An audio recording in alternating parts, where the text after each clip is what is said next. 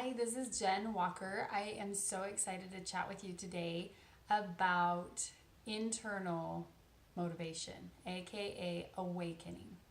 Have you ever kind of wanted to be motivated to do something? Like you want it, but you don't want it. I've been really studying this, and one of the things I love is where we create our identity leads us in the direction of where we want to go. And I see a lot of my clients identifying themselves with the past person versus the future person of who they want to become. It can really take you in a loop. And if we can take in the moment of the thought as our identity, I am this, I am funny, I am fun, whatever it is for you that you identify with, if you can expand it into what you're wanting to become, you can really get some traction. It is pretty incredible. And so it's not necessarily changing your identity, but expanding your identity into who you really want to be. And, in order to awaken this desire, motivation is something that doesn't always last. It is kind of like a honeymoon phase, when you get married, super love your husband, and then as time goes on, I think a lot of times we aren't doing the same things that got us to love our husband, and so the motivation wears off. And it's just temporary.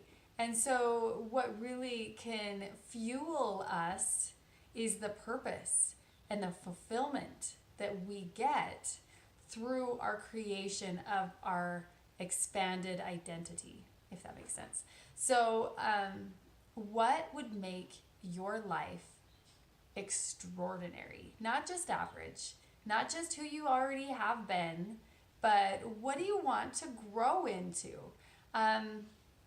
Progress equals happiness. Progress and happiness, okay? And have you ever felt stuck? Feeling stuck requires growth. And sometimes we have fear about that growth. Sometimes we have laziness from our limbic system, seeking pleasure and avoiding pain. There's a lot of different things that can happen, but being determined to figure it out is powerful. So my mom always taught me, if I want something, get it. And if I'm curious, ask. And I remember we'll go into restaurants or if she just always asks for kind of weird things or kind of randomness or things that you think people will say no to. And a lot of times they say yes. And I've heard on the internet, and I'm sure you have as well, that there is this guy who practices hearing like 100 no's or something like that. And, the practice of hearing no's gets you one step closer. It's just important to have that practice of failure or having things not always go your way, but being brave enough and vulnerable enough to just ask.